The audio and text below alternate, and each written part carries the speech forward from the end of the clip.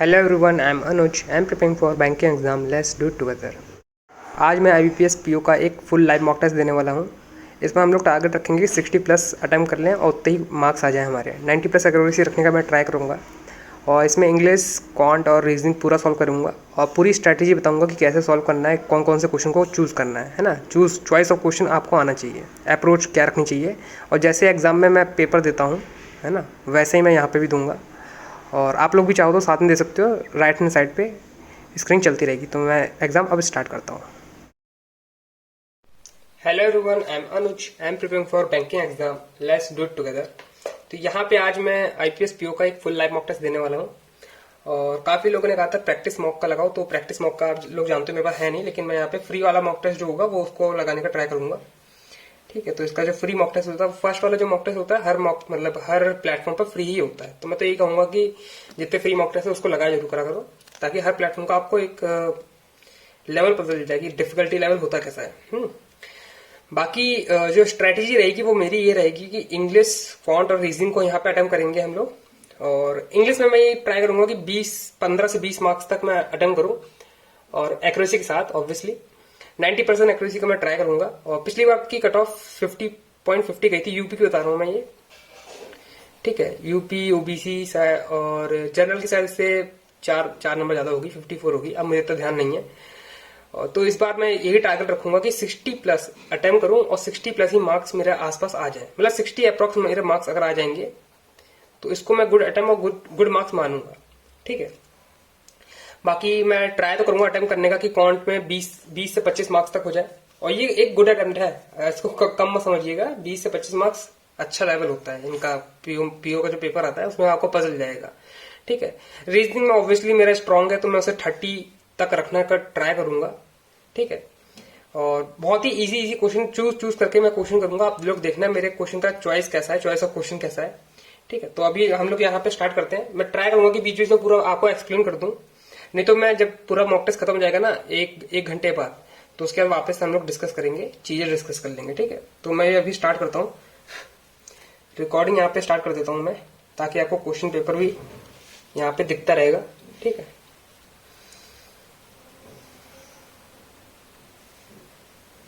Start कर दिया है मैंने। तो रिकॉर्डिंग स्टार्ट हो गई है और ये पहला जो मॉक टेस्ट है फ्री वाला, वो उसी को हम लोग लगाएंगे। तो पहले तो इंग्लिश से स्टार्ट होगा, तो इंग्लिश पे ही हम लोग ज्यादा फोकस करेंगे पहले। और इंग्लिश में पहले बता दूं कि जो इजी रहेगा वो पहले करेंगे, फिर बाद में हम लोग सीधा RC करेंगे। RC में लास्ट में करता हूँ, क्योंकि वो थोड़ा रीडिंग वाला पार्ट हो जाता है ना, उसे बाद में करेंगे। फिलअप्स वगैरह जितने होंगे सब पहले करेंगे। तो पैराजम्पल आ गया, पैराजम्पल कर लेते हैं। इसमें फायदा होता है पहले से ही दे रखे हैं ऑप्शन, आप देखो इसमें से उठा के पिट करो और देखो किसका आंसर निकल रहा है। ठीक है, आप लोग भी खुद भी ट्राई करते रहो, यहाँ पे आ रहा होगा। अंटिल होल पे डिजाइन D से कुछ बन नहीं रहा है, C वाला देख लेते हैं।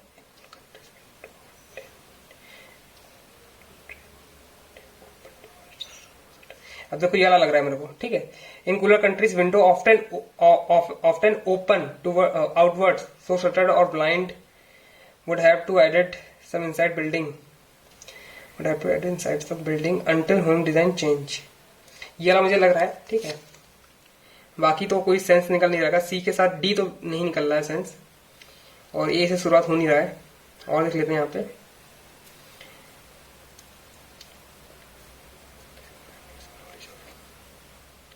ये होता है ना, फर्स्ट अगर सेंटेंस आपको पता चल जाए फर्स्ट वाला, तो काफी चीजें आसान हो जाती हैं उससे। मैं वही फाइंड करने का ट्राई करता हूँ यहाँ पे भी। D से देखो ज्यादा दे रखे हैं, तो ऑब्वियसली हो सकता है कि D से बन रहा हो। और telepathy was the most common but. ठीक है, बट के बाद इसी से कॉमन वाला कुछ आना चाहिए। But of having knowledge of an event before it happen what's so widely reported. Telepathy was the most common but event before it happen और हैविंग नॉलेज ऑफ एन। ये देखो D, A के साथ C तो कभी बनेगा ही नहीं, है ना। ये N पे खत्म हो रहा है, फिर यहाँ पे वॉज पे स्टार्ट हो रहा है ना। तो इससे आप अंदाजा लगा सकते हो A और B का बन रहा है, N पे खत्म है, इवेंट चालू है, तो ये अलग बन सकता है हमारा। ठीक, बाकी तो कोई कनेक्ट नहीं हो रहा है। जिसमें रीडिंग बहुत इंपॉर्टेंट होती है। आपने जितनी रीडिंग कर रखी होगी उतना आपको पता चल जाएगा कि हाँ भाई एंड कहाँ पे है, एग्जिट कहाँ पे है, उसको पेयर बनाने होते हैं, ठीक है, पेयर बनाने होते हैं। अभी मैं फोकस करता हूँ यहाँ पे बनाने का जल्दी जल्दी। बी से स्टार्ट है, सारे बी से स्टार्ट है, तो बी से ऑब्वियसली होगा। If people can anticipate how someone will speak, how someone will speak. D मुझे लग रहा है क्योंकि डी 2 बार है, डी देख लेते हैं एक बार। How someone will speak in theory even more efficient, in theory even more efficient. How someone will speak, seek या towards expression, how someone will see even sooner before they utter a word and converge. ये मुझे लग रहा है सही। B के साथ जो पेयर बन रहा है वो A का बन रहा है, यहाँ पे D का नहीं बन पा रहा है क्योंकि in theory B even more efficient नहीं। और देख लेते हैं यहाँ पे C और फिर B और C D। Toward the expectation and communication could in theory be more efficient. Even sooner before they use utter a word and converge toward that expectation and communication. ये वाला बन रहा है मेरा, सी वाला जो बन रहा है, ठीक है। if people anticipate करते हैं किसी पार्ट में, फिर how someone will even sooner before they utter word सोचने से पहले वो लोग कैसे बोलना स्टार्ट कर देते हैं, ये वाला मुझे सही लग रहा है। अब यहाँ पे एकदम मैं श्योर हो नहीं सकता हूँ, इनमें से कुछ गलत भी हो सकते हैं, ठीक है, लेकिन मैं मान के चल रहा हूँ यही सब सही है। That was too fast for the economy to handle. That was, जब ये that was होता है ना, यहाँ से कभी स्टार्टिंग कभी नहीं होती है। ये मतलब किसी चीज के बारे में बात कर रहा है, तो ये तो कभी नहीं आएगा, ठीक है। तो आ जाते हैं सी पे, आ जाते हैं हम लोग। More than 2/3 of the recession America has experienced since world। हाँ, तो सी और बी बन रहा है, सी और बी बन रहा है, सी और बी दोनों में ही है। Recession since world war 2 were caused by increasing in interest rate that were too fast to economy to handle। हाँ, World War II were caused by increase in interest। अब यहाँ पे वर्ल्ड वॉर 2 हुई है, इसका कॉज क्या है, interest में इंक्रीज आया है, ठीक है। तो ये चीज जो अमेरिका वो हैंडल नहीं कर पाया, that was too fast to economy to handle, ठीक। तो ये ऐसा करके बनेगा हमारा CDAB।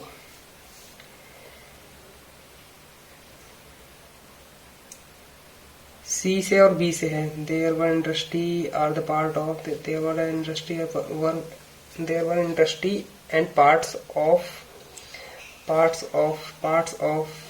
The rest of. ना, पार्ट्स ऑफ के बाद क्या आएगा, है ना, कनेक्टर ढूंढना है। The part of the economy that even through. अब देखो देयर, ये देखो industry and the parts of they were growing, ये तो ए के साथ बी कभी, मतलब ये बी के साथ सी तो कभी आएगा नहीं, बी के साथ बी बन रहा है ना, बी से मुझे फर्स्ट सेंटेंस लग रहा है यहाँ से स्टार्ट है, बी के साथ डी आ रहा है, ठीक है, बी के साथ डी यही है। पढ़ लेते पूरा सेंटेंस पढ़ लेते हैं तो थोड़ा सा मतलब नॉलेज हो जाएगा कि सही बन रहा है कि नहीं बन रहा है। There was an industry and parts of the economy that even though the rest of everything was connecting, they were growing। अब यहाँ पे थोड़ा सा मुझे कंफ्यूजन हो रहा है, लेकिन मैं इस पे लगा के आगे बढ़ता हूँ क्योंकि टाइम हमारे पास थोड़ा कम है। इकोनॉमिक ग्रोथ, अब यहाँ पे क्या होता है, मैं ये पढ़ने से पहले ऑप्शन देख लेता हूँ कि मुझे इनके मीनिंग पता भी है कि नहीं पता है। एक दो के पता होंगे तो मैं पढ़ने का ट्राई करता हूँ, ठीक है। Economic growth occur when there is a dash increase in income prospect, dash sustained लग रहा है मतलब यहाँ पे, sustained increase। अब इनमें से किसी वर्ड का मैं मीनिंग जानता नहीं, तो फिर अब यहां से मीनिंग निकालने का ट्राई करेंगे हम लोग। थोड़ा ग्रामर वामर देखेंगे कि है इसके बाद क्या आ सकता है।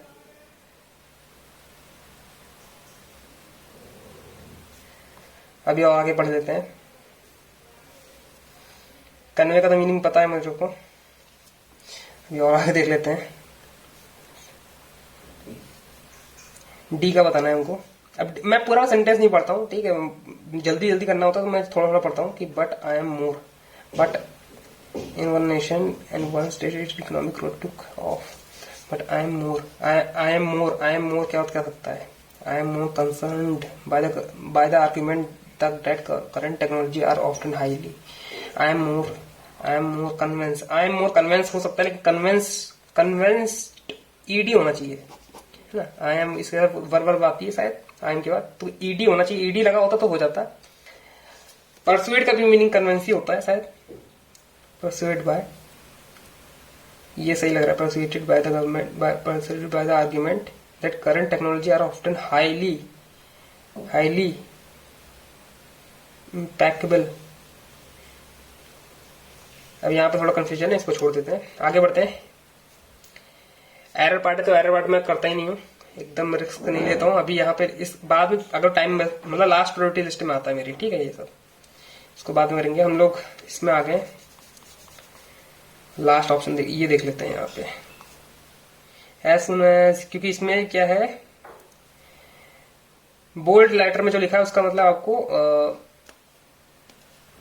बताना है कि कौन सा वर्ड इसका मतलब एकदम करीब है या फिर सही बैठ सकता है बोल्ड लेटर के। ये फ्रेज है, समझ लो, एक टाइप का फ्रेज जो होते हैं, देखो फ्रेज है, उसको आपको रिप्लेस करना है। As soon as the mayor joined the office he divide and carve out the duties to his subordinate.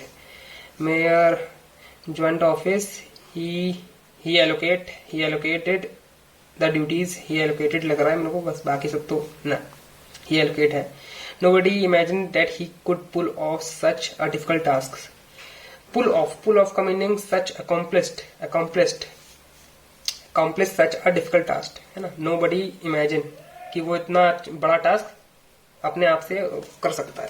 The government did not give in to the demands of given, the government did not sanction to the demands of, sanction मुझे लग रहा है sanction to the demands of protester, होता नहीं कि government sanction करती है कोई किसी चीज को तो उसको डिमांड को सैंक्शन करना कहते हैं, ये लग रहा है मेरे को। तो क्विट टू द डिमांड नहीं, यील्ड भी नहीं। We were about to postpone the plan but luckily the rain began to ease off subsides, ease off मतलब कम हो गई, सबस्टाइज ही लग रहा है। The fire completely wiped out the forest and the animal had to seek shelter somewhere. Wiped out, destroy कर दिया एकदम, मतलब है डिस्ट्रॉय का मीनिंग यहाँ पे क्या हो सकता है। अब यहाँ पे इसके सबके मीनिंग बिल्कुल पता नहीं है, लेकिन लास्ट वाला का मीनिंग थोड़ा मुझे लग रहा है डिस्ट्रॉय के लिए, लेकिन कंफर्म कुछ कह नहीं सकता मैं, इसलिए भी रहने देते हैं। ये फिलिप्स है। हम यहाँ पे अनसीन पैसेज पाए जाते हैं। अभी मैंने 11 क्वेश्चन करे हैं, ठीक है। अब यही पढ़ते हैं, इसी को मैं अनसीन पैसेज या फिर आरसी जो भी कह सकते हो आप। 10th में हम लोग अनसीन पैसेज कहते थे।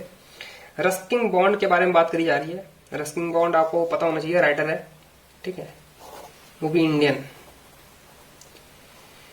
मतलब हाफ इंडियन है हाफ ब्रिटिश है। इसके बारे में काफी मतलब क्वेश्चन भी पूछे जाते हैं करंट अफेयर्स में। द ब्लू अम्ब्रेला जो है नॉवल उसी के मतलब इसी ने लिखी है, रस्किन बॉन्ड ने लिखी है। तो इसके बारे में बताना है, सेंट्रल थीम बताना है, द ब्लू अम्ब्रेला का सेंट्रल थीम बताना, पढ़ देते हैं हम लोग, ठीक है। The Ruskin bond wrote about what he new best and that was nature. तो नेचर के बारे में लिखता है वो सबसे ज्यादा, रस्किन बॉन्ड, ऐसा इसमें बोल रखा है। The blue umbrella is a prime example of the nature writing, ठीक है, नेचर राइटिंग। हाँ, तो ब्लू अम्ब्रेला नेचर के बारे में ही बोला गया है। Set in a village in the Garhwal mountain, it remain my favourite novella till date. In the story the protagonist जिसके बारे में बात करी जाती है, हीरो जो होता नहीं है, Binya's child desire of converting the blue silk umbrella simply because it was pretty in contrast against the Ram Bhrosi, the village shopkeeper who converted it to improve his social status। तो दो लोगों के बारे में बात करी जा रही है। एक बनिया जो होता है ना, बनिया मतलब दुकानदार, ठीक है, बनिया का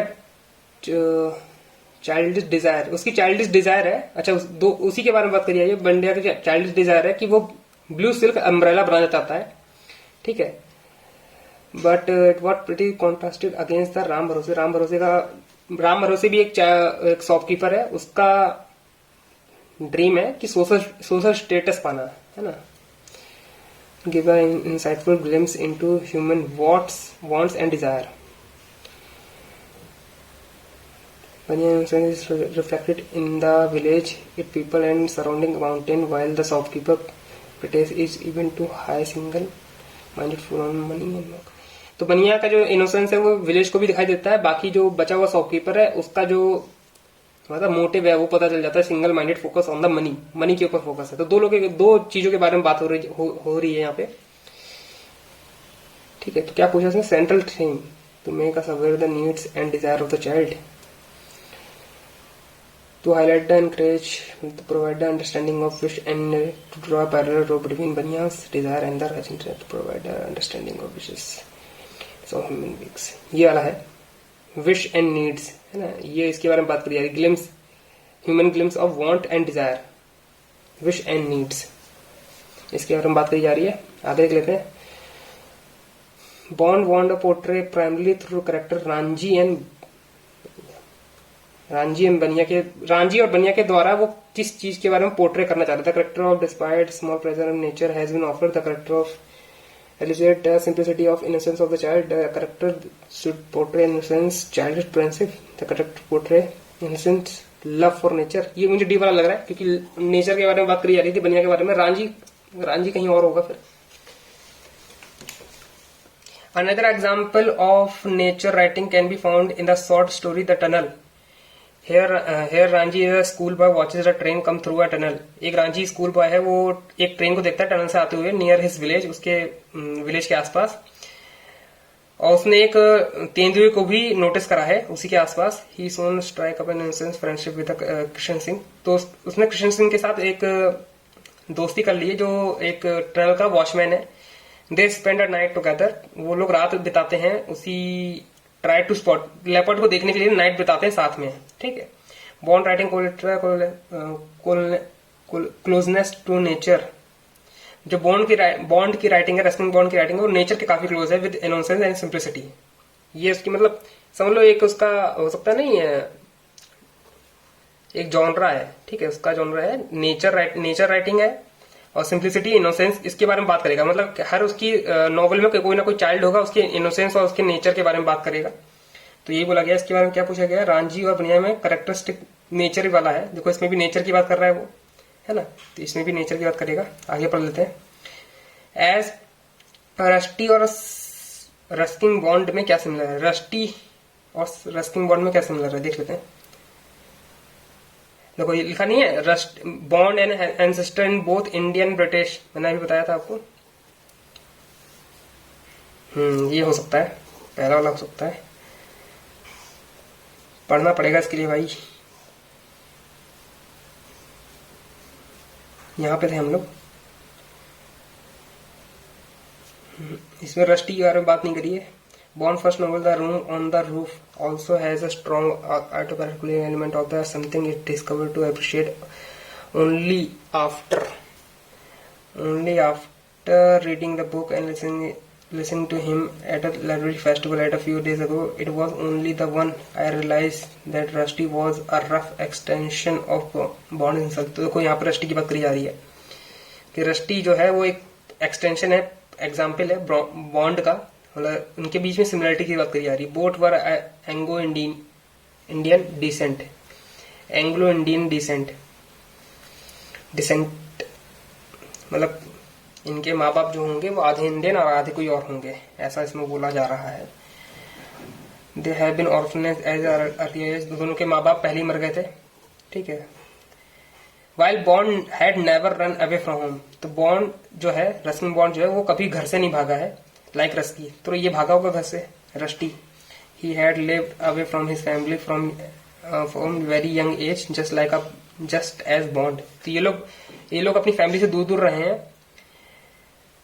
एमिली के साथ रहा है इन लंदन। तो बॉन्ड जो है वो एमिली के साथ लंदन में रहा है, जो उसकी आंट है। Were begin writing is the first novel, तो वहीं पे उसने फर्स्ट नॉवल अपनी स्टार्ट करी थी। Rusty was along goes to London, Rusty भी लंदन गया था अपना लक आजमाने and try to become a writer बनना चाहता था वो भी। And finally both choose to return to India. तो ये दोनों लास्ट में इंडिया आते हैं।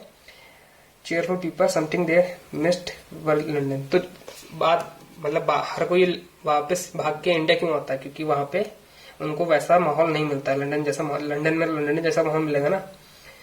तो इनके बीच में सिमिलरिटीज बतानी है। रस्किंग एंड बॉन्ड एंसेस्टर, ये तो फर्स्ट वाला है।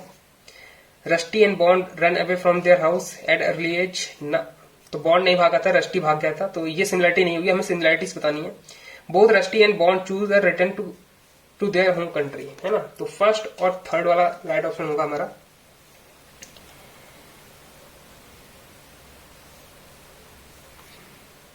What was the reason behind using only expert of time stop as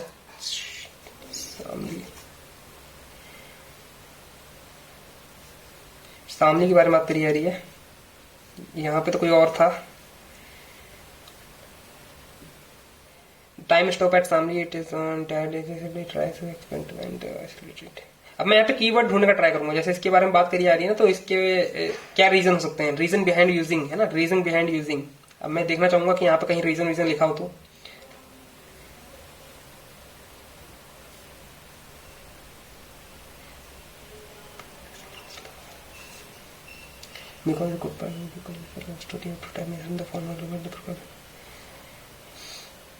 ये मुझे लवर वाला लग रहा है, protagonist and his farmer lover Sushila, ये वाला मुझे लग रहा है इसमें। तो और देख लेते तो कोई और सा क्वेश्चन मिल जाए मेरे को यहाँ पे। As per the true about bond बताना है, वर्क एक्सपेक्ट। अच्छा, इसमें से वो बताना है जो नॉट ट्रू है। Sushila character is a character in the book in time and stop. तो शामली, सुशीला एंड शामली जो है इसी का करेक्टर है। हाँ, इसी का करेक्टर पहला वर्क ट्रू है। Room was a first novel, यही कहीं पढ़ा तुमने ना। बॉन्ड फर्स्ट नॉवल, हाँ ये भी फर्स्ट वाला ट्रू है। The tunnel is a short story by revolving around boy, हाँ जी, हाँ ये भी ट्रू है। W emerald is set in a village, colonel mountain, ये भी सही है।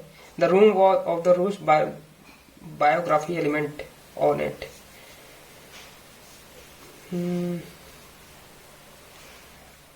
ऑटोबायोग्राफी, ये लास्ट वाला गलत है, इसमें बायोग्राफिकल लिखा है, उसमें ऑटोबायोग्राफी डिस्कस करी गई है। अब इसका मीनिंग बताना है, जुक्सटापोजिशन। इसका मीनिंग तो मुझे भी नहीं पता, इस वर्ड को मैंने शायद पहली बार पढ़ा है।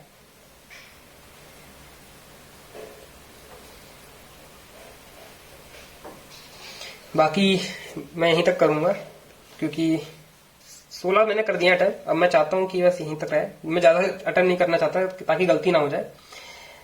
द स्टार्टफुल गेम्स, द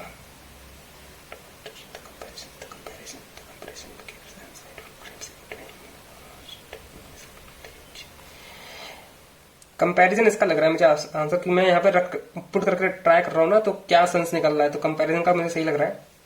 मैं लगा देता हूँ टिक, गलत होगा तो पता ही चल जाएगा। कॉन्ट्राडिक्शन तो कुछ है ही नहीं। चलिए मैथ में आ जाते हैं हम लोग, ठीक है। तो मैथ वाला टेस्ट में कंटिन्यू करते हैं, फिर थोड़ा सा हम लोग ब्रेक लेंगे रीजनिंग से पहले, क्योंकि ये 1 घंटे की रिकॉर्डिंग नहीं कर पाएगा एक साथ। तो यहाँ पे कौन सेक्शन पे आ गया हूँ मैं। यहाँ पे हम लोगों ने 17 क्वेश्चन कर लिए हैं। इतने 20-25 में क्वेश्चन यहीं पे अटेम्प्ट करना चाहूंगा, और फिर हम लोग आगे बढ़ेंगे रीजनिंग में, लास्ट टॉपिक। तो ये है केसलेट को बिल्कुल नहीं करना है, अभी तो नहीं करना है, बाद में करेंगे, देखेंगे। मिसिंग लिख लेते हैं। 9, 6, 15, 30, 60, 120 होगा ये, 246। दुगुना हो रहा है, ये 3 गुना हो रहा है, तो ये 2.5 गुना होगा, तो ये 1.5 गुना होगा, ये 1 गुना होगा, तो 20। 5, 5, 6, 11, 13, 9, 17, 17 मतलब ये क्या चल रहा है, प्राइम नंबर चल रहा है, 19 आ सकता है, 75। ये क्या हो सकता है, 1 गैप है 1 का, उसके बाद 8 का गैप है, 1 का क्यूब, 2 का क्यूब, 3 का क्यूब 27 हो सकता है। 5 1 1 में 27 किया, 11 में से 7 के 4, 84, 484 है। उसके बाद क्या आना चाहिए, 27, 64 आना चाहिए। 64 इसमें अगर घटा देंगे तो कितना आ जाएगा, 20। सही बैठ रहा है। इसमें क्या है, दुगुना, 3 गुना, फिर 4 गुना होना चाहिए, 4 गुना 96 होगा, उसका फिर 5 गुना, इसका आधा। सही चल रहा है। डीआई बाद में करेंगे हम लोग। इस वाले क्वेश्चन पे आ गए हैं। तो अब इस वाले क्वेश्चन में देखो, इसको खोलना पड़ेगा आपको, है ना। इसको खोलना पड़ेगा। इसके लिए क्या करेंगे, मेरे पास इसका और अच्छा आइडिया है। इसको आप एक्स प्लस वाई का होल स्क्वायर करोगे, वो है ना 2ab वाला, मोदी वाला। इससे बढ़िया है ना, इसका स्क्वायर इधर ले जाओ, 7 हो जाएगा। X equal to 4, x plus 4 equal to 7, ये हो जाएगा 3, एक्स इक्वल टू 3 हो जाएगा। प्लस प्लस 7 7 4 नीचे वाला बड़ा, ठीक है। सब बाद में एक्सप्लेन कर दूंगा कि कैसे करा था मैंने। ये हो जाएगा प्लस प्लस, ये हो जाएगा plus minus plus minus plus plus minus minus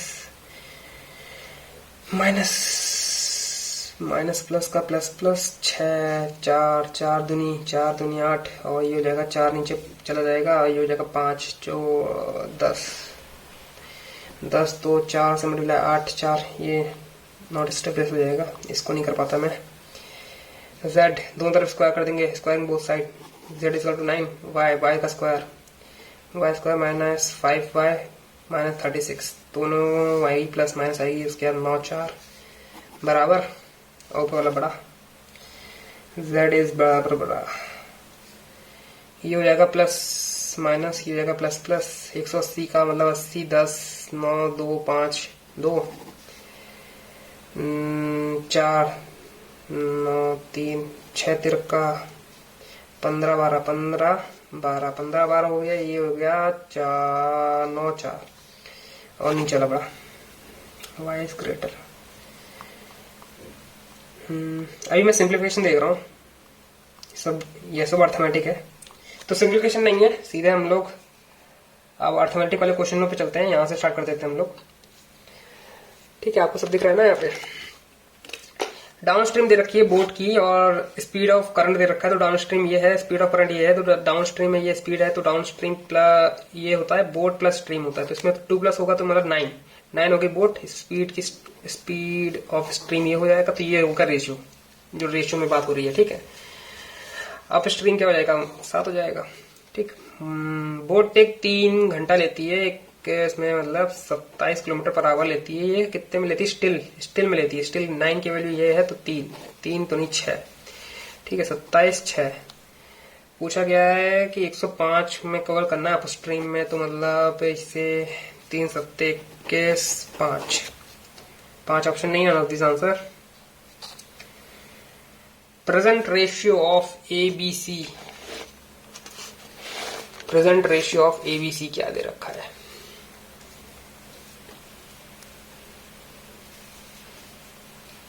ABC present ratio 10 12 15।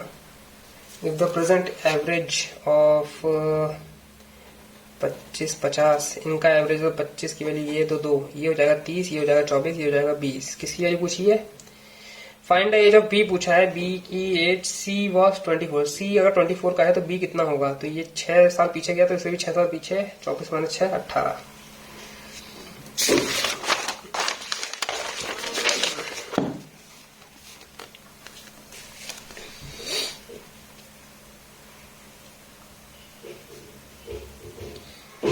जो क्वेश्चन मुझसे हो पाएंगे सिर्फ मैं वही क्वेश्चन अटेम्प्ट करूंगा। और इनकम एक्सपेंडिचर दे रखा है रोहित का 7, ये इनकम है, ये एक्सपेंडिचर 7 4 दे रखा है। आउट ऑफ एक्सपेंडिचर, तो एक्सपेंडिचर 40 मान लेते हैं, क्योंकि इसमें से 40 रेंट गया है, तो 16 रेंट है, 40 रेंट 6 24 बचा। रिमेनिंग का 30 गया है लोन, तो रिमेनिंग का 30 गया लोन, इसका रिमेनिंग कितना बचा है loan, and rest on food, तो ये फूड का है, ठीक है। Difference between amount spend on food and rent, food और रेंट का, तो इसको मुझे मल्टीप्लाई करना पड़ेगा। 7 4 जा 28, 7 2 जा 14, 168 में से 16 गया तो ये जाएगा 8.8 की वैल्यू कितनी दे रखी है 480, ठीक है। अब यहाँ पे जब भी ऐसा कुछ आएगा ना तो डिवाइड वाला आएगा कि काट लो आप आसानी से, ठीक है। तो ये थोड़ा सा मेंटल मतलब बना लिया करो अपने अंदर इमेजेस की। तो इनकम बतानी 70 बताना है ना, 6 सत्ते। उसके बाद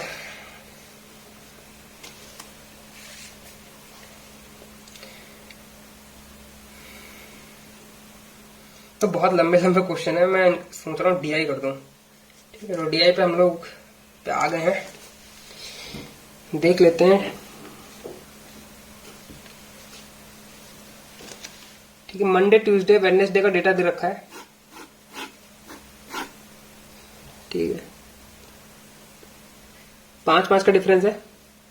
average number of car park and, तो average number of car park बोल रखा है और सम ऑफ 1 और 2 दे रखा है। 1 और 2 फ्लोर का दे रखा है और कितने फ्लोर है, 3 फ्लोर है। तो 1 और 2 का डेटा दे रखा है फ्लोर का, और यहाँ टोटल हो जाएगा, यहाँ थर्ड वाला आ जाएगा। तो टोटल कितना है, एवरेज हो जाएगा। तो मतलब ये कितना है, 90 तिया, और ये कितना है 105 तिया 315, ये कितना है 120 तिया 360, सम दे रखा है। तो ये हो जाएगा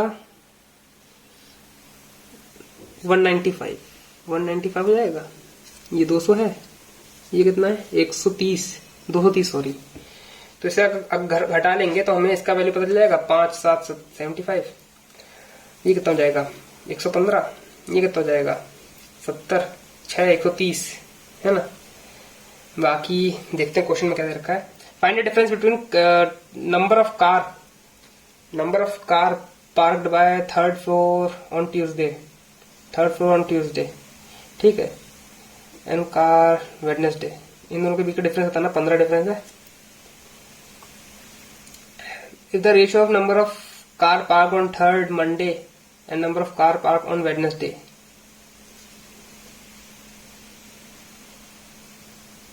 कार पार्क और थर्ड ऑन मंडे का ये है फर्स्ट। अच्छा, फर्स्ट का दे रखा है, ये इसका दे रखा है, डेटा दे रखा है। ये 5 का वैल्यू, तो ये 7 का होगा। 5 15 7 कितना हो जाएगा 105 आ गया है हमारा। वेडनेसडे फर्स्ट फ्लोर आ गया, वेडनेसडे फर्स्ट फ्लोर, तो सेकंड फ्लोर का पूछा होगा ऑब्वियसली। तो 105, 203 में 105 गया तो 5 2 125। On Tuesday number of car parked on second floor is 1/3 of the total number of car, 1/3 मतलब 105 है। ये सेकंड फ्लोर का है, डेटा दे रखा है ट्यूसडे का, ठीक है। तो डिफरेंस बताना है हमको फर्स्ट फ्लोर और थर्ड फ्लोर का, फर्स्ट फ्लोर और थर्ड फ्लोर का। तो 200 इसमें 105 में 95 और 115 में डिफरेंस बताना है। तो ये कितना हुआ 5 और 15 20। If the number of car parked on second floor, number of car parked on second floor were on Monday इतना less than first floor on same day, तो 3/8, इसका लेस मतलब 5/8, ठीक है।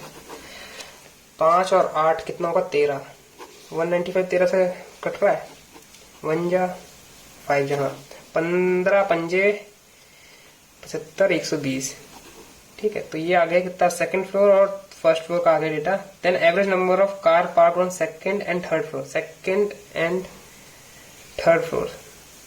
सेकंड ये है, थर्ड और ये है।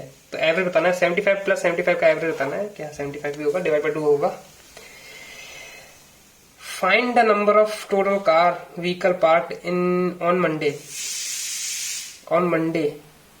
टोटल कितना है, and the vehicle park third on Wednesday. Find the sum total number of car, इनका सम बताना है हमको 400। तो ये क्वेश्चन तो हो गया। कैलकुलेट करें कि अर्थमेटिक करें, ये वाली डीआई और रहेगी, इसको जल्दी से देख लेते हैं एक बार। तो हैरी पॉटर वाली डीआई है, इसमें हैरी ने हरमाइनी रॉन उनके मार्क्स दे रखे हैं, डिफेंस आर्ट में डार्क और पोर्शन में मार्क्स दे रखे हैं शायद है। Marks score by Harry defense art is how much more than Luna in poison and potion is best.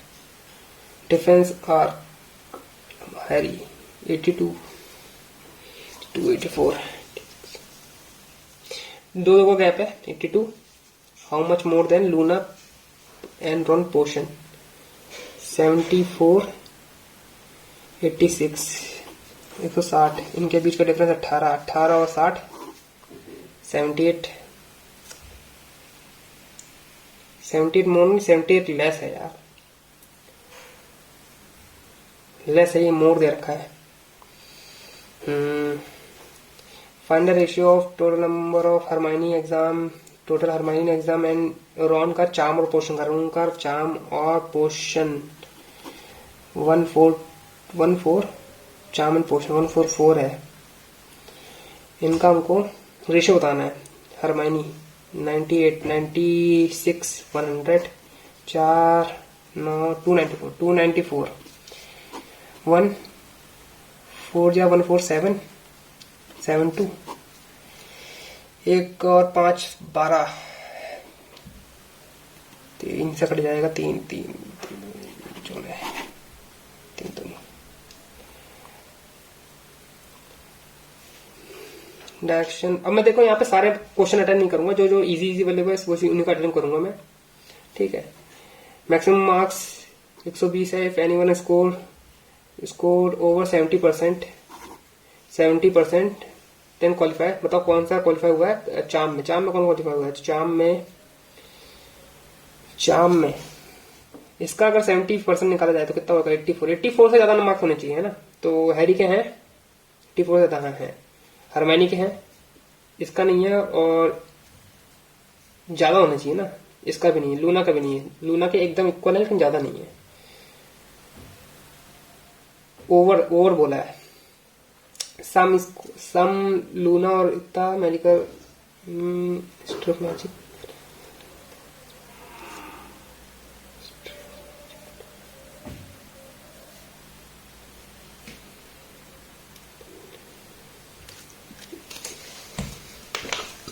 Harry में पोर्शन कितना है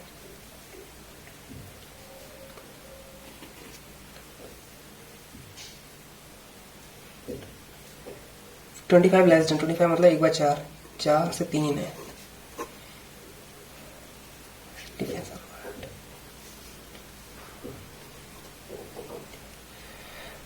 152 4 3 जा 4 8 जा 3 2 3 3 जा 9 114 से 90 कितना है 24। 21 क्वेश्चन कर लिए हैं हम लोग। केसलेट वाला क्वेश्चन पे आ गए। केसलेट भी देख लेते हैं कि होता है कि नहीं होता है। यहाँ पे कर लेते हैं। 3 डेज में जैकेट और ब्लेजर सोल्ड करे जा रहे हैं मंडे टू वेडनेसडे। तो मंडे ट्यूसडे वेडनेसडे जैकेट और ब्लेजर सोल्ड करे जा रहे हैं, ठीक है। Ratio was blazer Monday to Wednesday 7 और 8। Respected difference between blazer sold by Monday और वेडनेसडे 15 7 और 8। एक की वैल्यू 15 सत्ते 105 15 120। Number of jacket sold on Monday which is 5 less than blazer Tuesday. तो ये 5 कम है। Tuesday which is 125। तो ये 125 है तो ये 120 हो जाएगा, ठीक है। Wednesday progress in arithmetic progress. Jacket जो सोल्ड करे गए हैं मंडे ट्यूसडे वेडनेसडे इन अर्थमेटिक प्रोग्रेस, मतलब डिफरेंस सेम होगा। अर्थमेटिक प्रोग्रेस मीनिंग ये होता है jacket Wednesday 50 more than Monday. तो ये 2 ये 3 120 6 ये 180 ये कितना जाएगा 30 150। Find the difference between jacket sold on Monday to Wednesday. Monday jacket Monday to Wednesday 60 का है। Find the difference find the ratio of number of blazer sold by Monday to jacket sold on Tuesday. 5 की table से काटेंगे। 5 2 जा 5 1 जा 5 24 7 8 on Tuesday the seller 20%। इसको रहने देते हैं। इसमें ये लंबा क्वेश्चन होता है, इसको छोड़ दिया करो। फिर अगर मतलब टाइम है तो फिर कर लो, नहीं तो फिर हम तो यही करते हैं कि चूज ही क्वेश्चन करते हैं जो बहुत चूज करते हैं। Number of jacket sold by seller Thursday equal jacket sold on Monday Tuesday Wednesday. Jacket का 1 2 3 तो 150। इनका एवरेज 150 आएगा। इसका बीच का नंबर थर्सडे 150 ही है answer. Wednesday blazer Wednesday 120, how much percent more than same day, total number 100 मतलब 300 का how much 40%। ये रहा क्वेश्चन छोड़ा था हमने। ये seller sold each jacket which is 20% less than blazer, 20% less 1/5 20% less 5 4 and collect इतना 5 4 इतना कलेक्ट करता है टोटल, मतलब 9,954। तो यहाँ से 2,000 कर रहा है, यहाँ से 25। ठीक है, find the price of each jacket. तो 2000 ये कितना होगा, 17 12 15 18 13 5 कह गया 1 2 3 4 45।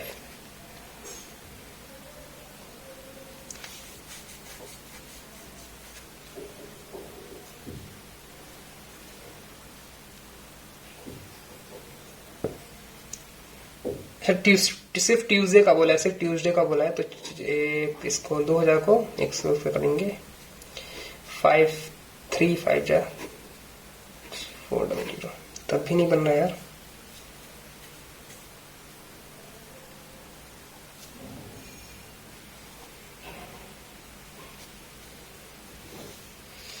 इसका आंसर नहीं आ रहा। अभी 1 मिनट बचा है हमारे पास। मैं कोई अर्थमेटिक का छोटा सा क्वेश्चन देख लेता हूँ जो मुझसे हो जाए। अमन और अतुल कैन टुगेदर वर्क करते हैं 15 दिन में। इफ द एफिशिएंसी ऑफ अमन की इंक्रीज बाय 1/3, तो 3 से 4 कर दो, 3 से 4 हो गई एफिशिएंसी। वाइल अतुल की डिक्रीज कर देते हैं 75%, तो मतलब 4 से 1 हो जाएगी, 4 से 1 हो गई इसकी एफिशिएंसी। तो पहले थी 4 और 7, तो पहले इतना काम कर रहे थे, और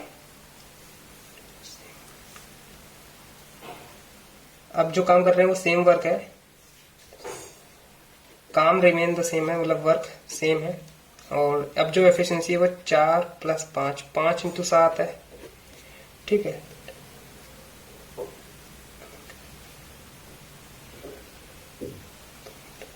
अतुल जो है वो 12 दिन में पूरा काम कर देता है, तो अमन को कितना टाइम लगेगा इसको करने में।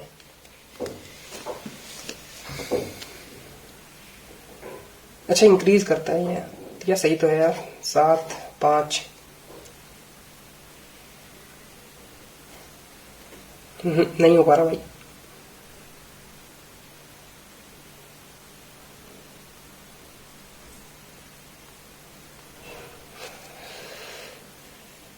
पच्चीस क्वेश्चन कर दिए इसमें भी हमने।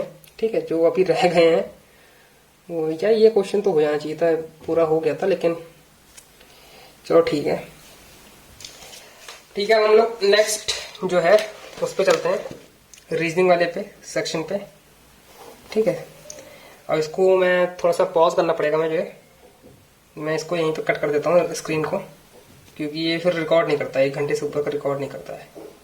ठीक है, अभी मैं इसे नेक्स्ट नहीं करूंगा, पहले इसमें मैं वापस से इसको स्टार्ट कर देते हैं हम लोग। अब यहाँ रीजनिंग का बचा है, तो टारगेट ये रहेगा, हमने कितना करा है अभी, 17 करा है, वहां 25 करा है, तो यहाँ पे हो जाएगा 42 कर दिया हमने।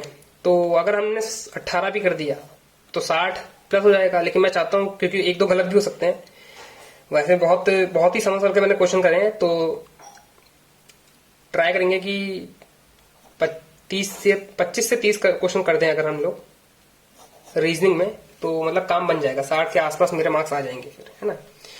तो स्टार्ट करते हैं हम लोग यहीं पे रीजनिंग वाला चैप्टर।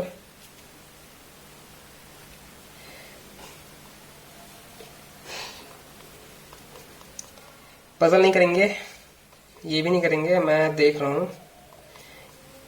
ये only book is novel, some book are not, all novel are book, some book are not, no note is paper। ठीक है, no novel is note, yes, some paper are novel, no, some book are not paper, yes, first and last. एक ही question आया था, बहुत सही। नहीं ये और है, ये लोग भी मिक्स करके देने लगे। All Mathura is Kashi, all Kashi is Gokul, some Gokul is Banaras. ठीक है, some Mathura is Banaras, some Banaras can be Kashi, yes. Some Gokul is Mathura, some Gokul is Mathura, yes. Last के दो Z इज बड़ा टू M, Z F से M से बड़ा T, ये भी है। R is greater equal to E, नहीं। फर्स्ट दो ट्रू है। F इज बड़ा टू B इज बड़ा to F, A E F सही है, पहला सही है। F इज बड़ा टू K, D तक जाना है, नहीं जा पाएगा, किसी हाथ में नहीं जा पाएगा ये तो। ठीक है, C इज बड़ा इक्वल टू K, ना पहले ट्रू है सिर्फ। V इज बड़ा इक्वल टू U से P तक या P से Q तक, पहला सही है। U इज बड़ा equal to P,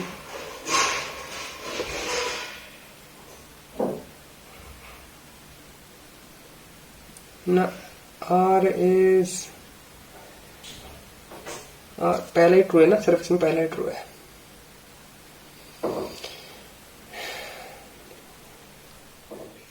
all the vowel replace by I, तो बताना है हमका कौन सा मीनिंगफुल वर्ड बन रहा है। CIRT ना, SIN सिन, गुना INT, एक ही बनेगा, एक ही आंसर हो गया हमारा।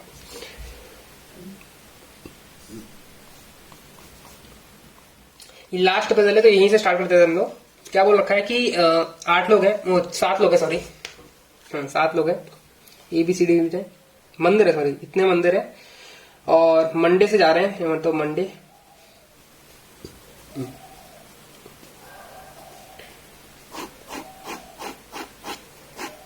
ये नहीं होगा, 7 संडे ये भी होगा, 7 लोग है ना। ठीक है, C after 3 days after B which is 40, which has 40 less than C, which is 40 less than D, A has the lowest, 214 less, तो ये 16 हो जाएगा।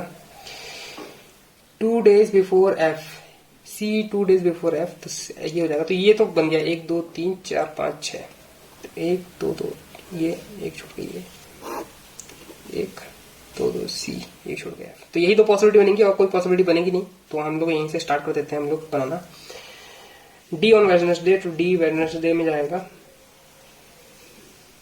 He visited a temple which is 5 statue before G, तो G से पहले 5 statue वाला है। E visit prime number statue, E visit prime, तो ये 13 ही होगा, और कोई प्राइम नंबर है नहीं। E visit 13 which is 13 after G, तो G के बाद है E, G के बाद है E। Sum of statue temple visit after A is at most 89, तो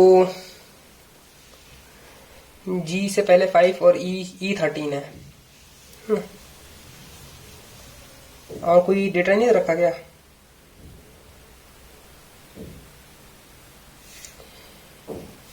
तो अगर G यहां रखते हैं, G के बाद E, G यहां रखते हैं, E आ जाएगा। G से पहले 5 भी जाएगा, तो G यहां हो सकता है, 5 यहां हो जाएगा, E यहां जाएगा 13। कोई डेटा मिसिंग कर रहा हूं सर मैं।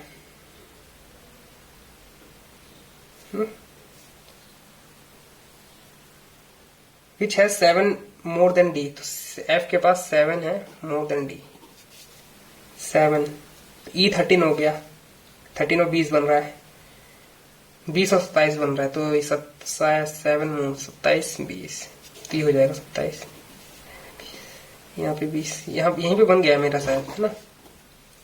एक बार इसमें ट्राई कर लेते हैं, लेकिन A के बाद 89 से नीचे लाना है, ये बोल रखा है। A के बाद 89, ज्यादा से ज्यादा 89 होना चाहिए, तो मेरे हिसाब से ये वाला होगा। ठीक है, G कितना हो गया, G 16 हो गया, G 16 हो जाएगा, नहीं G हो जाएगा 9, G हो जाएगा 9, बचा हुआ 9, ये वाला ट्रू हो जाएगा।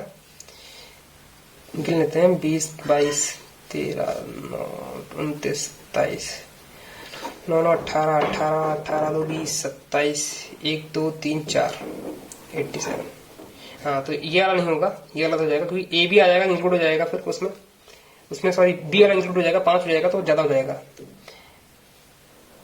थर्सडे वाला बताना है 9, ई कहाँ पे विजिट करता है, वो सैटरडे को विजिट करता है।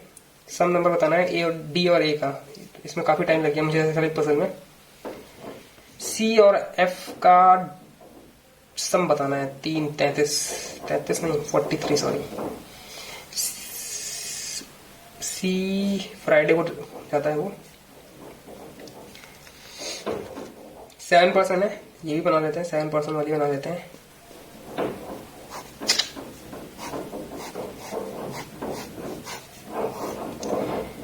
ठीक है, सबके अलग अलग कलर है। विच इवन नंबर वाले के व्हाइट कलर है, इवन नंबर वाले व्हाइट कलर है। 1 2 3 4, 4 और 3 7, हाँ इवन नंबर वाले व्हाइट कलर है, तो इनमें मैं पहले लिख लेता हूँ, इवन नंबर वाले व्हाइट कलर है। ठीक है, स्विफ्ट कार 3 ब्लो जैगवार, तो Jaguar 1 2 Swift, only one car park between Jaguar and Thar which is red in colour, Thar 3 car between Ford and Thar which is blue in colour. ठीक है, इन सबका colour decide है पहले से। स्कॉडा एंड फोर्ड एडजेसेंट, तो Skoda ये दोनों आसपास बैठेंगे। Black colour car is brown above, brown के ऊपर ब्लैक कलर वाली कार है। At most 2 car park between at most, ज्यादा 2 कार है hyundai और डस्टर के बीच में, ज्यादा 2 कार है, तो मतलब 2 से ज्यादा नहीं होंगी। ठीक है, डस्टर और स्कॉडा साथ में नहीं है, तो डस्टर और स्कॉडा साथ में नहीं है। बैठने का ट्राई करते हैं, तो जैगवार 2 छोड़ के स्विफ्ट, जैगवार 2 छोड़ के स्विफ्ट यहाँ पे आ जाएगी। जैगवार 1 छोड़ के थार, थार रेड, थार 3 छोड़ के फोर्ड, 3 छोड़ के फोर्ड, यहाँ पे फोर्ड ब्लू, स्कॉडा यहाँ पे आ जाएगी, स्कॉडा। ठीक है, और क्या रखा है यहाँ पे, hyundai को व्हाइट कलर पसंद है, तो ये कवर है, ये hyundai यहाँ पे आ जाएगी, तो डस्टर यहाँ पे आ जाएगी। डस्टर और स्कॉडा साथ में नहीं बैठेंगे, तो ये पॉसिबिलिटी लग जाएगी। जैगवार ऊपर नहीं रख सकते हम लोग, जैगवार को यहाँ पर रख के जैगवार 1 छोड़ के जैगवार 2 छोड़ के स्विफ्ट।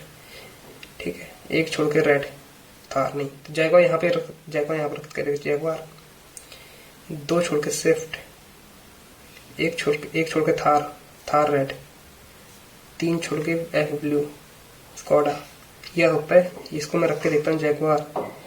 जैगवार स्विफ्ट, 2 छोड़ के थार रेड, 3 छोड़ के Ford blue, Skoda hyundai duster.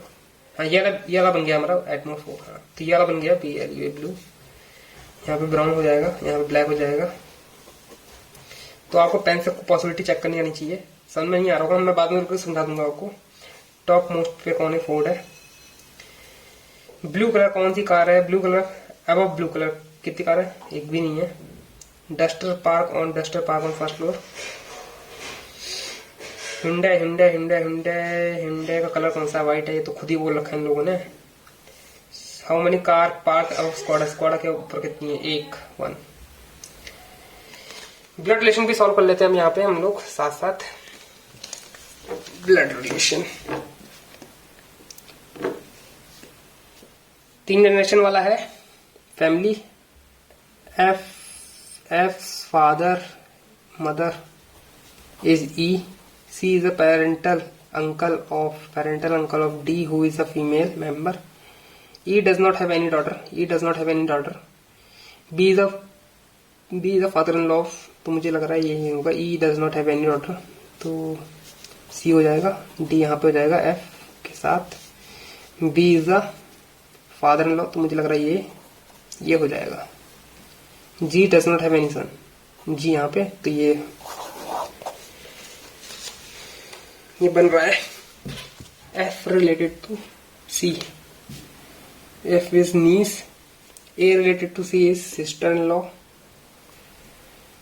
T is west. T is east of W. T is east of W and west of X. T is east of W and west of X. ठीक है. Point Z is south of P.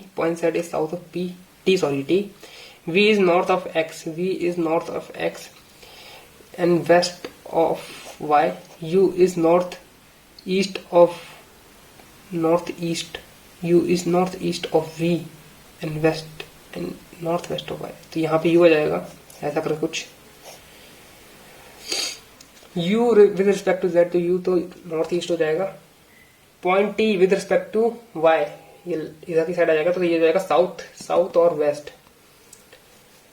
Chinese coding कर लेते हैं। Word का बताना है, word पहली line में वर्ड है, ठीक है, पहली लाइन में वर्ड है और थर्ड लाइन में है। थर्ड लाइन में कॉमन कौन सा आ रहा है, 5 कॉमन आ रहा है। और देख लेते हैं, तो आप फिर सब सारे इनकॉमन आने चाहिए वर्ड, सारे इनकॉमन आ रहे हैं। फिर 8 का बताना है आपको, 8 यहाँ पे भी है, 8 सिर्फ यहीं पे है, कॉम्प्लेक्स नहीं होगा, आवर नहीं होगा, वे भी नहीं होगा, टू है इसका आंसर। इनका बताना है, इसको एलिमिनेशन मेथड कहते हैं, ठीक है, एलिमिनेशन मेथड से सॉल्व कर रहा हूं मैं। इनका बताना है आपको, इन यहाँ पे है और इन कहीं पे भी नहीं है, इन कहीं पे भी नहीं है। तो 2 तो है, 3 भी है, 7 नहीं है, 7 नहीं है, और 1 तो है, 7 हो जाएगा इसका आंसर। 2 का हो जाएगा कॉम्प्लेक्स और सी, वे भी है, वे भी हो सकता है। 3 हो जाएगा अलग, तो 2 और 6 ऊपर है, 2 और 3 में डिफरेंस हो जाएगा, तो इधर और लग जाएगा इसमें।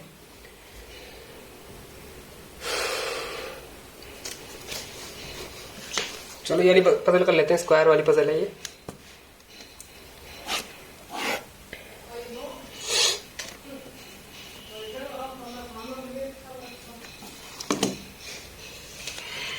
आठ लोग बैठे हैं स्क्वायर टेबल पे, कॉर्नर में बैठे हैं, remaining on middle of the side, square corner में बैठे हैं face away centre and remaining face toward the centre.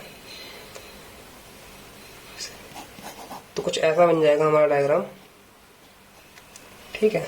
Possibility के लिए एक बना देखते हैं क्या। तारक से third to the right of Trisha, Tarak से third to the right of Trisha, ठीक है। Tina who sit one of the corner, Tina sit one of the corner, second to the left of Tejas, Tejas के सेकंड लेफ्ट में, तेजस के सेकंड लेफ्ट में हो सकता है, इधर से हो सकती है, तेजस के सेकंड लेफ्ट में, तेजस के सेकंड लेफ्ट में है। Tejas is not immediate neighbour of Tarak और त्रिशा, तो तारक और त्रिशा यहाँ नहीं आएंगे, तारक और त्रिशा यहाँ नहीं आएंगे, तो त्रिशा 2 छोड़ के, त्रिशा त्रिशा 2 छोड़ के, Trisha. Tejas is not immediate neighbour of either Tarak और त्रिशा, तेजस यहाँ पे है, तेजस किस यहाँ पे नहीं आएगा, तेजस यहाँ पे आएगा, तो कोई बैठ ही नहीं रहा था उस टाइम पे, तो यहाँ पे त्रिशा आ जाएगी, यहाँ पे तारक आ जाएगा। तो इन दोनों की पोजीशन यहाँ पे डिफाइन हो गई है, ठीक है। अब पता नहीं कौन कहाँ पे बैठा है, अभी और देख लेते हैं। 1 person sit between Tanu and Tony, who is not immediate neighbour of Tarak, Tarak के नेबर नहीं है तनु और Tony, Tanu is not immediate neighbour of Tina, तो तनु और टोनी के बीच में एक लोग बैठा है, तनु और टोनी इधर नहीं आएंगे, इधर आ सकते हैं, तनु और Tony. Team was face away from the centre, team यहाँ पे आ जाएगा, एक ही जगह बची है, यहाँ पे तो इन लोगों की पोजीशन डिफाइन है। Tim who face away does not sit immediate left of Tanu, Tarun does not sit second to the left of तनु।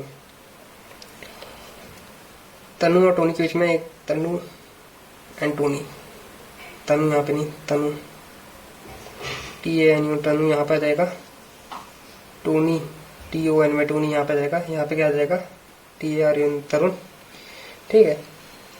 और Tony not immediate neighbour of Tony, Tony who is not immediate neighbour of Tarak, Tony Tarak यहाँ पे, त्रिशा यहाँ पे। तो पसंद हमें कुछ ऐसे बन गई है कंप्लीट, एक ही पॉसिबिलिटी में बन गई है, देख सकते हो। Tony immediate right of Tony कौन है, immediate right of Tony Trisha. Second to the left of Tejas के सेकंड लेफ्ट में भी है, त्रिशा है सेकंड लेफ्ट में, ये तो second left Trisha, second left, Tina, sorry Tina है, Tina who second to the left of the, हाँ Tina. Find the odd one out, Tony, Tarak, Tarun, Tanu, Trisha. Opposite Tarak कौन है? तनु है। Third to the left of Tanu, third to the left, 1 2 3, Tim. एक puzzle बची है हमारी बस, और सारे क्वेश्चन हमारे यहाँ पर कंप्लीट हो गए हैं, ठीक है। और बैटरी भी लो हो गई है, इंडिकेशन आ गया है, ठीक है। तो 15 बाइक एट मोस्ट, ज्यादातर 15 बाइक खड़ी हैं, एट मोस्ट 15 बाइक खड़ी हैं, ठीक है। सब लोग फेस नोट कर रहे हैं। यामाहा से second to 6 to the right of Bajaj, तो बजाज 1 2 3 4 5 6 यामाहा, ठीक है। 4 bike between Bajaj Hero, 1 2 3 4 Hero, Hero. TVS is adjacent to Hero, 1 2 3 4 Hero, TVS दोनों, टीवीएस यहाँ 3 छोड़ के सुजुकी, टीवीएस 1 2 3 छोड़ के सुजुकी, टीवीएस यहीं पे आएगा, टीवीएस 3 छोड़ के Suzuki, 1 2 3 Suzuki, which is not emitted Suzuki, 6 छोड़ के बुलेट, 1 2 1 2 1 2 3 6 राइट ऑफ, 1 2 3 4 5 6, गलत हो गया, 6 टू दी राइट बना था, 7 बना दिया, 1 2 3 4 5 Yamaha, 1 2 3 4 Hero, TVS 1 2 3 Suzuki. 3 bike between Suzuki and 6 bike Suzuki and Bullet, 1 2 3 4 5 6 Bullet, Bullet 4 bike Bullet and Avenger, 1 2 3 4 1 2 3 4 4 bike Avenger, फिर आ गई second to the left of Avenger, 1 2 3 4 5 6 7 8 9 10 11 12 13 14 15 बैठ रहे हैं यार। और सुजुकी तो लास्ट में बैठ रहा है, यहाँ पे बोल रखा है Suzuki extreme and pin which is not on the extreme left. अच्छा एक्सट्रीम लेफ्ट में नहीं बैठेगा, तो ये तो राइट एंड है, यहाँ बैठ सकता है, यही बन रहा है। इसमें 15 आ गए हैं। एक और पॉसिबिलिटी बन रही थी यहाँ पे बजाज, 1 2 3 4 5 छोड़ के यामाहा, और फिर 4 छोड़ के यहाँ पे हीरो बैठाना है, फिर मुझे लग रहा बड़ा हो जाएगा है ना। टीवीएस 1 2 3, टीवीएस 1 2 3 सुजुकी 2 3 4 5 6, ये वाली इस वाली कंडीशन बन गई है मेरी। ये दो पॉसिबिलिटी बन रही है यहाँ पे, ठीक है। एक वाली पॉसिबिलिटी मैं लेके नहीं चला हूँ साथ में, इसी से बन गई है। How many bike? 15 बाइक है सुजुकी और बजाज के बीच में, 1 2 3 4 5 6 7 लोग हैं। राइट ऑफ यामाहा 1 2 लोग हैं। How many bike left of Avenger? 2 है। Between right of Bajaj 1 2 3 4 5 6 7 8। तो यहाँ पे सारे क्वेश्चन हो गए, देख सकते हो आप। 35 ये वाला क्वेश्चन बचा, इसको भी हम कर लेते हैं।